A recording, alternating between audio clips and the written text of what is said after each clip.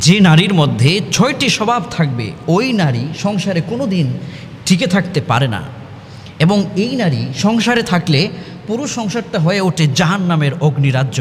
সে নিজেও সুখ পায় না, তার স্বামী সুখী হয় না, তার সংসারের আশেপাশের কাউকে সে সুখে রাখতে পারে না। অর্থাৎ একটি সাপের বিষ পড়লে মানুষের যেভাবে মৃত্যু হয়, একজন এই ৬ স্বভাবের নারী যে সংসারে থাকবে তার ছোপলকে পুরো সংসারটাই একেবারে বিষের যন্ত্রণায় শেষ হয়ে যেতে হবে। এজন্যই আজকের আলোচনাটা অত্যন্ত জরুরি। প্রতিটি সংসার যেন সুখে ভরে যায়, শান্তির স্বর্গরাজ্যে যেন চলে যায়। এজন্য এই আলোচনাটি সবাইকে মনোযোগ দিয়ে শুনতে হবে, একেবারেই মনোযোগ দিয়ে, তাহলে আপনার পরিবার, আপনার সব কিছুতে যেন রহমত আর বরকত বয়ে আনে। এই জন্য আলোচনাটা সবার মাঝেই আমি চাই যে খুব মনোযোগ দিয়ে যেন সবাই শুনতে হবে। ৬টি স্বভাবের মধ্যে প্রথম নম্বর যে স্বভাব নারীর, সেটা হচ্ছে মিথ্যার আশ্রয়। যে নারীর মধ্যে মিথ্যার আশ্রয় থাকবে ওই নারী দিয়ে কোনোদিন সংসার আপনি কল্যাণ বয়ে আনতে পারবেন না। মনে রাখবেন, প্রতিটি নারী চায় সে তার স্বামীর কাছে রানী হয়ে থাকতে। রানী হয়ে থাকলেই চলবে না, বরং রানীর গুণগুলো তার মধ্যে সেট আপ করতে হবে, স্টাবলিশড করতে হবে। এবং লক্ষ্য করুন, টাকা পয়সায় কোনো দিন সুখ হয় না। সুখ হয় সুন্দর ব্যবহারে, ভালোবাসায়, আমানতদারিতায়, সম্মানে।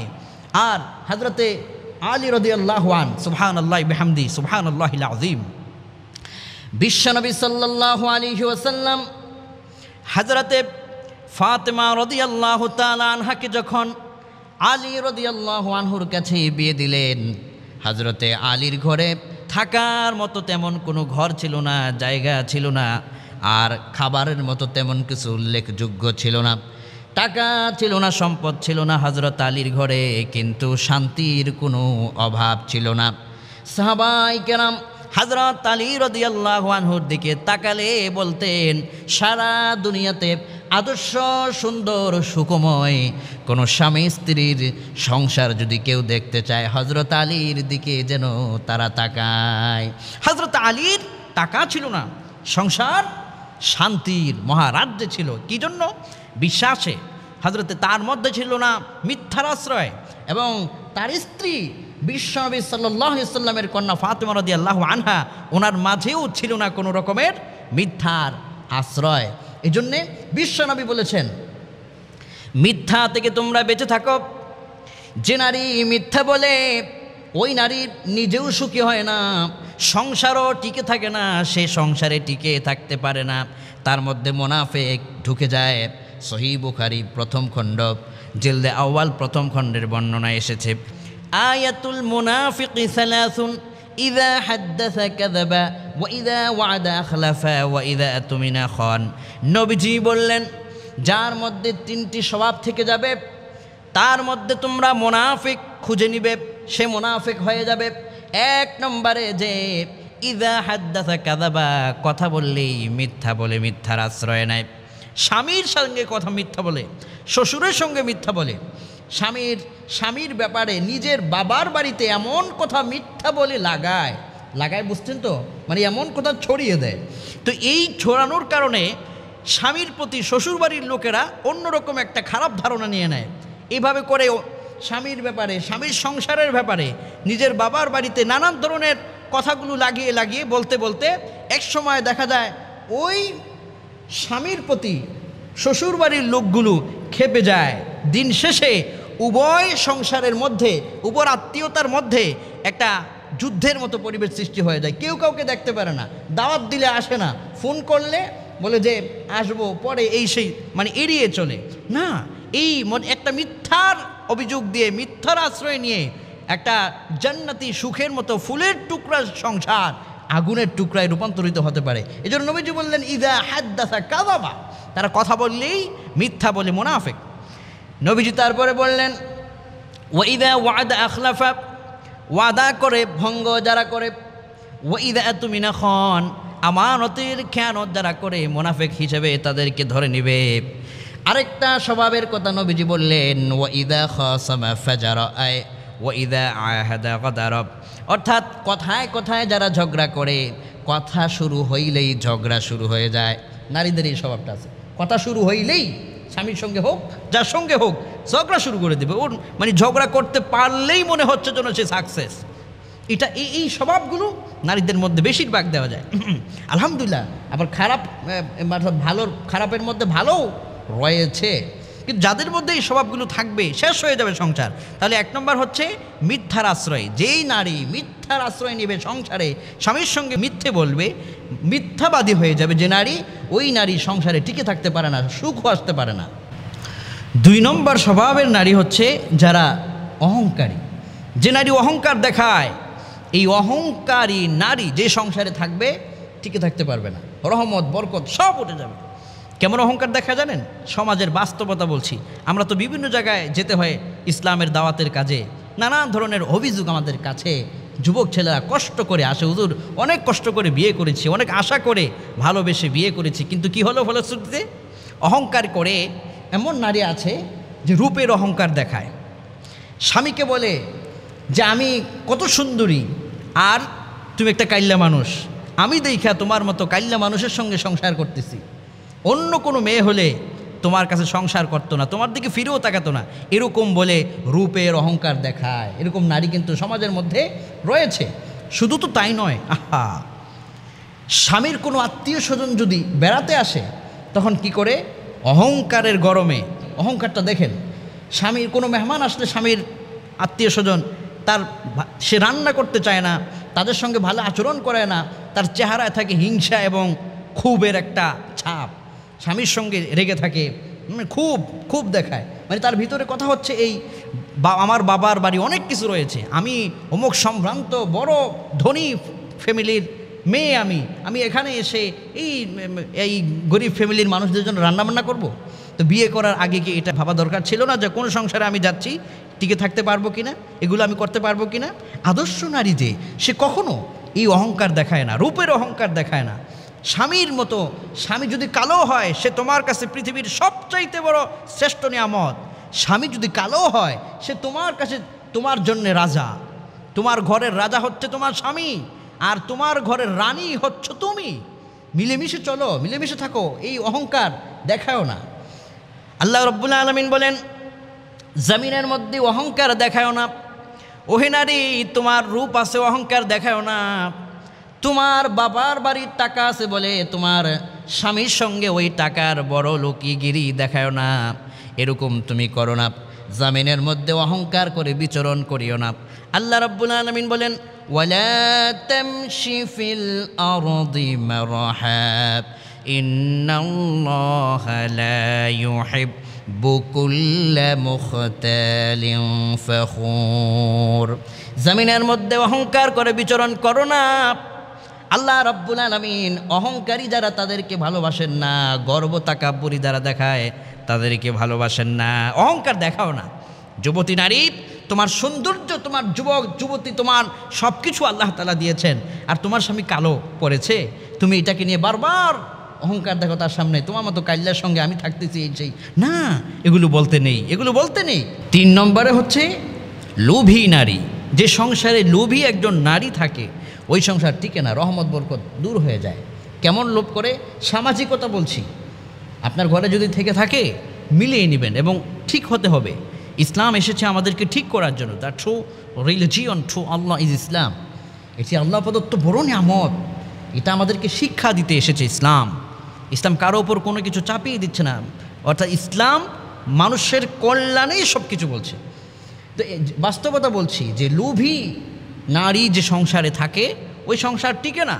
লোভী নারী, তার কয়েকটা বাস্তবতা আমি বলছি। তা হচ্ছে যে স্বামীকে কথার কথায় বলে ফেলে যে অমুক ভাবির স্বামী তো তাকে মাসে লাখ লাখ টাকার কসমেটিক্স কিনে দেয়, তুমি আমাকে কয় টাকার কসমেটিক্স দাও। ওই যে অন্যের প্রতি তার একটা লোভ, অমুকে পাচ্ছে, অমুক নারী পাচ্ছে, অমুক নারী তার স্বামী দিচ্ছে, একটা লোভ। এবং স্বামীকে এইভাবে করে অসম্মান করে বলে। আরও বলে কি যে অমুকের স্বামী তো তার নামে ফ্ল্যাট লিখে দিয়েছে, তুমি আমাকে 100 টাকা কিছু দিয়েছো। গ্রামের মধ্যে বলে একেবারে যেটা যার নিচে কোনো রকমের তুলনা করে না, করে 100 টাকা, 100 টাকা, 200 টাকা। ওই যে অনেক আগে এগুলো দোকানপাটে বিক্রি হতে বলতে 100 টাকা তেল দেন, এরকম। যে তুমি আমাকে কিছু দিছো, 1 ফোঁটা কিছু দিয়েছো, অমুকে ফ্ল্যাট লিখে দিয়েছে, আর তুমি স্বামী আমাকে কিছু দিয়েছো, এভাবে করে অহংকার করে। আরও বেশি আশ্চর্যান্বিত হয়ে আল্লাহ আস্তাগফিরুল্লাহ আজিম, কেমন ধরনের লুবি হলে নারীরা এরকম করতে পারে? আস্তাগফিরুল্লাহ। যে যদি আত্মীয় স্বজনের মধ্যে কোনো ধনী আত্মীয় স্বজন থাকে, ধনী, ইউরোপ আমেরিকাতে লন্ডন বিভিন্ন জায়গায় সে স্টাবলিশড হয়েছে, গ্রামে এসেছে এবং ওই ধনী আত্মীয়কে, তার কাছে টাকা থাকার কারণে ধনী আত্মীয়কে সে যেভাবে সম্মান করে নিজ স্বামীকেও এই সম্মানটা দেয় না। নাউযুবিল্লাহি মিন যালিক। আপনার কত বড় এটা, নিজের স্বামীকেও এই সম্মানটা দেয় না। অথচ ধনী একজন মানে পরপুরুষ, কেউ ধনী, ওকে যে সম্মান দেখায়, ওর পিছনে যে সুন্দর করে কথা বলে, এই সমস্ত নারী সংসারে থাকলে পুরো সংসারটা ধ্বংস হয়ে যাবে। লুবি নারী, খালি স্বামীর আমাকে ওটা লিখে দিচ্ছে না কেন, আমাকে ওটা দিচ্ছে না কেন, ওটা নাচ্ছে না কেন, অমুকের ওটা হয়েছে, এইভাবে করে সংসারের মধ্যে একটা আগুন জ্বালাতে থাকে। স্বামী নানান ধরনের টেনশন স্বামীর মধ্যে ঢুকায় রাখে। এই ধরনের নারী, এই লুবি নারী সংসারে যতদিন থাকবে টিকবে না, রহমত বরকত আসবে না। 4 নম্বরে অকৃতজ্ঞ, স্বামীর প্রতি অকৃতজ্ঞ নারী। স্বামীর প্রতি অকৃতজ্ঞ নারী যেই সংসারে থাকবে, ওই সংসারটা গজবে রূপান্তরিত হয়ে যায়। আহা, আমার একটা হাদিস মনে পড়লো, সহিহ বুখারী মুসলিমের মধ্যে এই হাদিসটি রয়েছে। বিশ্বনবী সাল্লাল্লাহু আলাইহি ওয়াসাল্লাম বললেন, ওয়ামা সাবিরা, আমি জান্নাতে প্রবেশ করেছি। আল্লাহু আকবার কাবীরা, আমি জান্নাতে প্রবেশ করেছি, আমাকে জান্নাত দেখানো হয়েছে। জান্নাতের ভিতরে আমি দেখলাম যে দরিদ্র গরিব মানুষগুলো বেশি পরিমাণ জান্নাতে ঢুকে গেছে। আমাকে জাহান্নাম দেখানো হলো। আমি জাহান্নাম যখন দেখলাম জাহান্নামের ভিতরে অধিকাংশ নারী জাহান্নামের আগুনের ভিতরে জ্বলতেছে। অধিকাংশ নারী জাহান্নামে জ্বলার কারণটা কি ইয়া রাসূলুল্লাহ? সাহাবায়ে কেরাম যখন নবীজিকে জিজ্ঞেস করলেন, আদবের সাথে জানতে চাইলেন, প্রাণের নবীজি কেন অধিকাংশ নারীরা জাহান্নামের ভিতরে জ্বলেছে, যদি আমাদেরকে জানাতেন। আল্লাহর হাবিব বললেন, কুফর করার কারণে। সাহাবায়ে কেরাম বললেন, ইয়া রাসূলুল্লাহ, আল্লাহর সঙ্গে তারা কুফরি করেছে নাকি? নবীজি বললেন, না, তারা আল্লাহর সঙ্গে কুফরি করে নাই, তারা তাদের স্বামীর নাফরমানি করত, অকৃতজ্ঞ হতো। কত বড় কথা! একটু মনোযোগ দিয়ে যদি আমার মায়েদের কাছে কথাগুলো একটু শোনায় দিবেন, এখানে যারা এসছেন একটু মনোযোগ দেন। কত বড় কথা যে আল্লাহর সঙ্গে সে কুফরি করতো না, সে নামাজও পড়ত, নারী নামাজও পড়ত, রোজাও রাখত।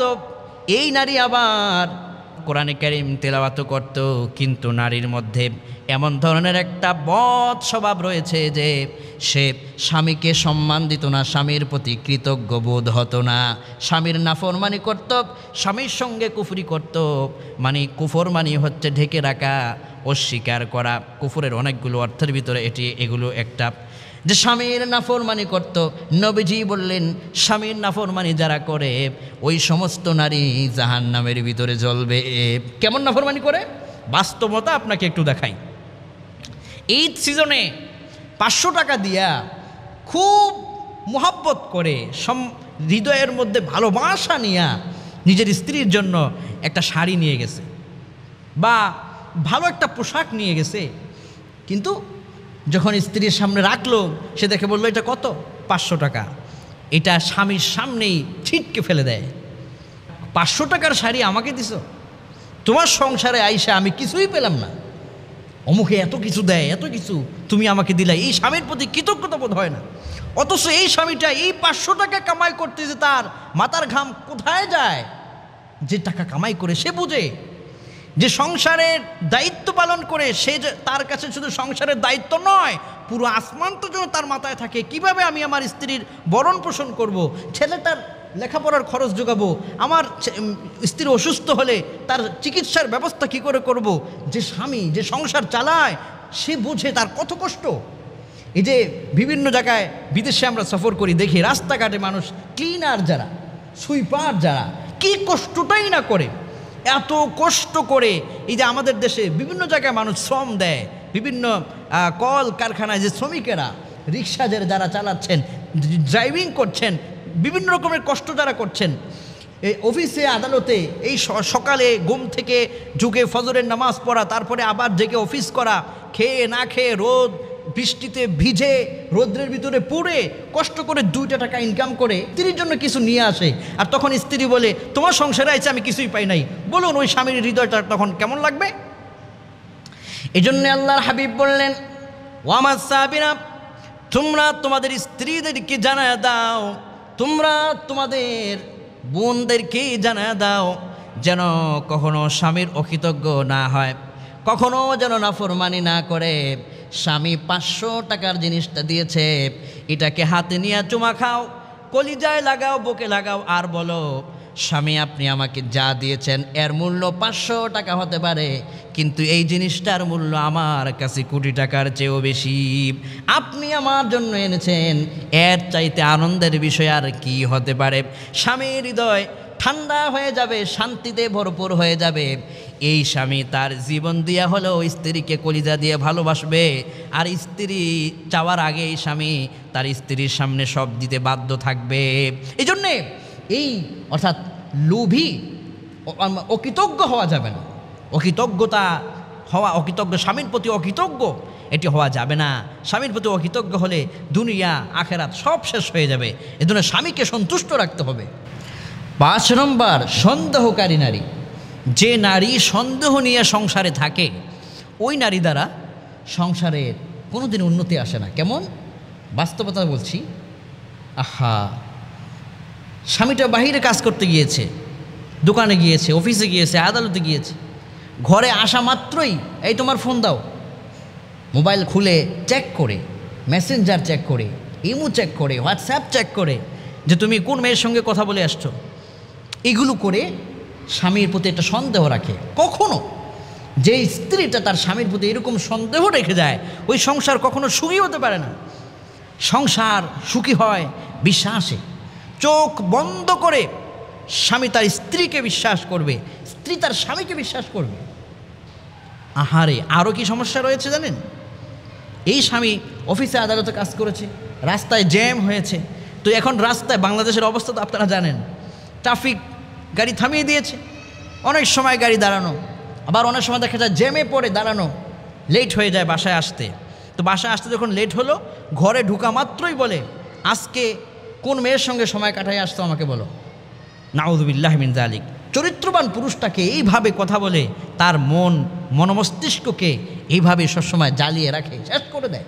না, আপনি স্ত্রী হয়েছেন, আপনি স্ত্রী, আপনার স্বামীর প্রতি বিশ্বাস রাখুন। আমার স্বামী সারা দুনিয়া একদিন, আমার স্বামী আমার কাছে সেরা, বিশ্বাসের মানদণ্ডে আমার স্বামীর মতো স্বামী হতেই পারে না, এরকম বিশ্বাস রাখতে হবে। এরপরে আরও কি হয়? নাউযুবিল্লাহ মিন যালিক।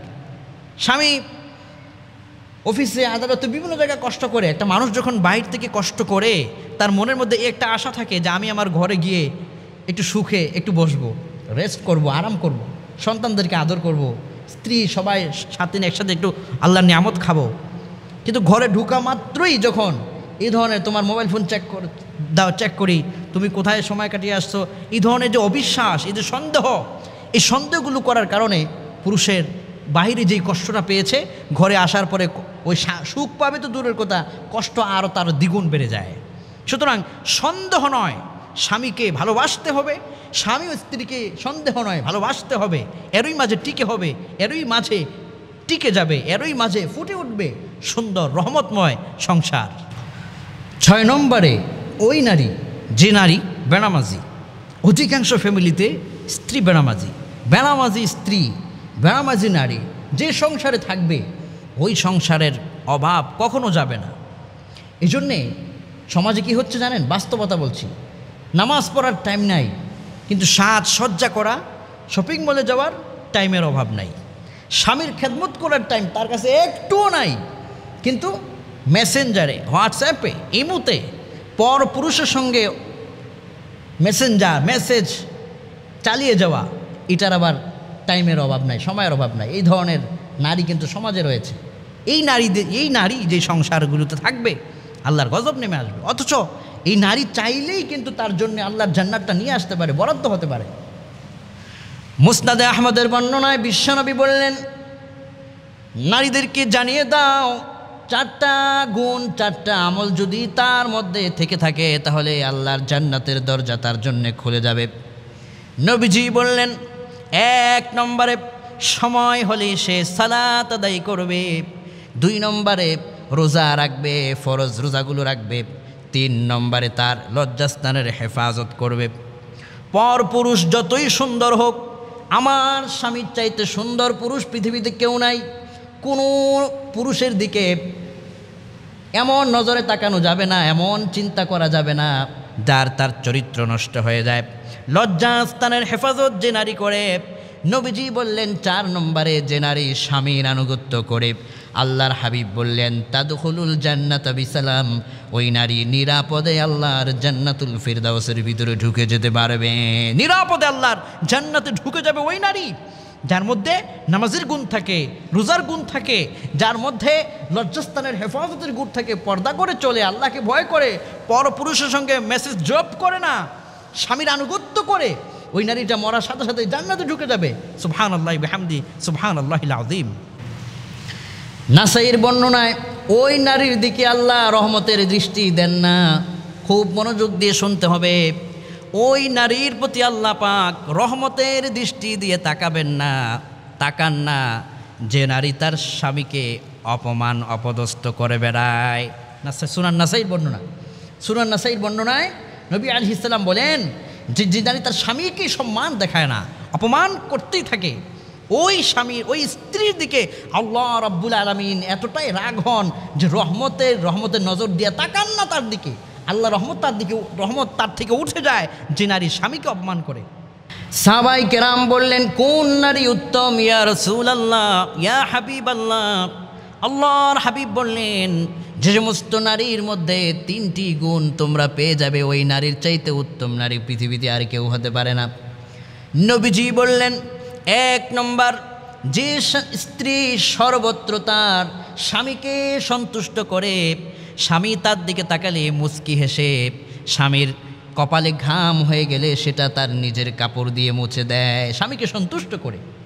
2 নম্বর গুণ হলো স্বামীর আনুগত্য করে চলে, স্বামীর কথা মেনে চলে, স্বামীর কথার উপরে তার একটা বিন্দু পরিমাণ কথা চালায় না, স্বামীর কথার অবাধ্য কখনো সে হয় না, ওই নারী উত্তম। নবীজি বললেন 3 নম্বর গুণ হলো যে নারী তার স্বামী যেটা পছন্দ করে সে সেটাকেই পছন্দের পাত্র বানায় নেয়, স্বামী যেটাকে অপছন্দ করে সেও সেটাকে অপছন্দ করে। এরকম গুণ যে নারীর মধ্যে থেকে যাবে, আল্লাহর হাবিব বললেন ওই নারীর মতো উত্তম নারী পৃথিবীতে কেউ হতে পারে না। ওই নারীর ঘরে যেই সন্তান আসবে, জামানার যুগের ইমাম আবু হানিফা হবে, যুগের ইমাম বুখারী হবে, যুগের শহীদ আল্লামা সাঈদী রহমাতুল্লাহ হবে, ওই মায়ের সন্তান থেকে যুগের শ্রেষ্ঠ মুফাসসির মিজান আজহারির মতো হতে পারে। এভাবে করে নারীদের মধ্যে ভালো ভালো গুণগুলো যাদের মধ্যে পাওয়া যাবে, তার আগামীর পথ চলা তাদের সুন্দর হবে।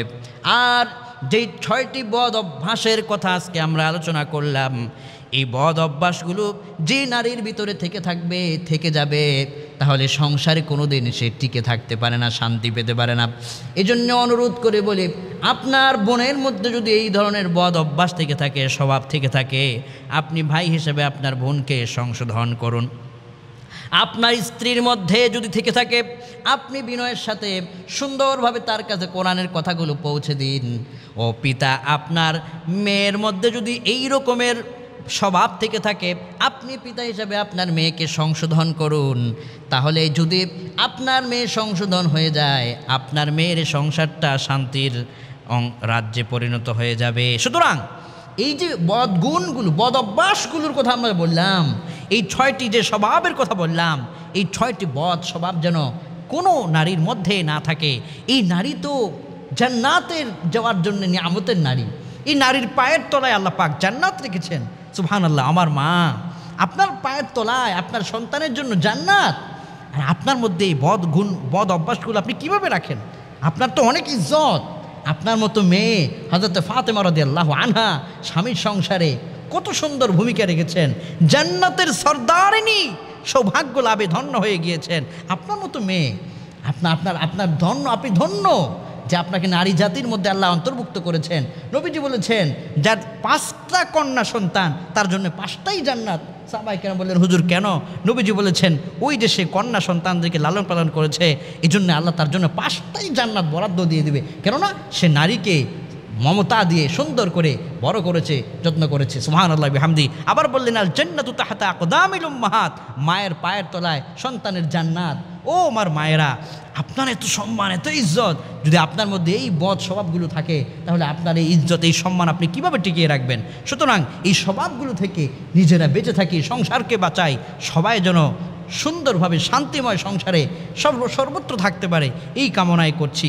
আল্লাহ যেন আমাদের প্রত্যেককে শান্তির মহারাজ্যে যেন সবসময় নিরাপদে রাখেন।